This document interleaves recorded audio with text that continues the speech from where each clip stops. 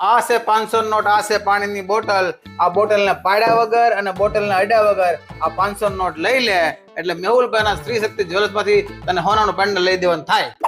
Done. પણ જો તું હારી ગઈ તો એનું પેન્ડલ તારા ખીસડાના પૈસામાંથી આવશે.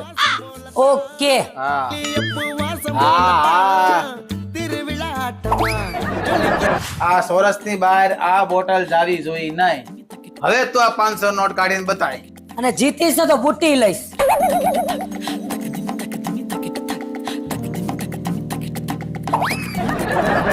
હા ટીશ્યુ પેપર છે અને એની માથેથી આ નોટ કાઢીને બતાય. અને હારી જવાનું તો વીટી એડ થાય. હા જોવ જ છું.